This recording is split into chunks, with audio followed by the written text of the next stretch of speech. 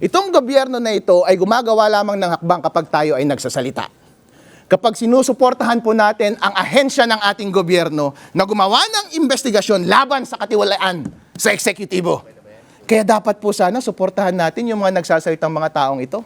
Kaya po dapat sana suportahan natin yung mga investigasyon na ginagawa sa Senate.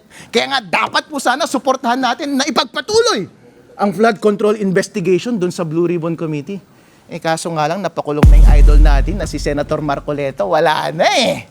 Itong siya bagong Blue Ribbon Committee Chairman na si Senator Erwin Tulfo, sabi niya, wag na, tatahimik na lang kami. Ang sabi niya ay si Ombudsman na lang daw ang mag-iimbestiga. Bossing, yan yung mga bagay na hindi namin napapanood eh. Yan yung mga bagay na hindi namin nakikita sa social media eh. Kaya kinakabahan tuloy kami. Ang naiisip ko po mga kababayan, mas maganda po sana kung lahat ng mga programa ng ating gobyerno, hindi lamang yung pang-flood control project. Dapat po yung buong budget ng ating gobyerno, ngayong 2026 po, 6 trillion pesos. Next year, 2027, 7 trillion pesos. Sana po patuloy ang investigasyon na ginagawa nila sa ating Senate, sa ating House of Representatives patungkol sa mga bagay na ito para po sana ma-improve.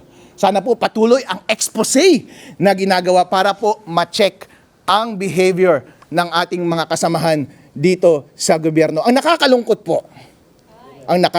po, ngayon pong nawawala na ang boses na lumalaban sa korupsyon, wala na pong investigasyon sa Senate, wala na pong investigasyon sa House of Representatives, unti-unti na po nilang ibinabalik ang mga funds na pwede nila ulit nakawin. Alright. Pero wag kayong mag-alala mga kababayan. Itong mga bagay na ito, wala na tayong magagawa. Nasa kanila po ang kapangyarihan eh. Kung gusto nila tayong kasuhan, kung gusto nila tayong ipakulong, alright, sige po. Pero hindi po kami titigil sa pagsasalita laban sa korupsyon ninyo.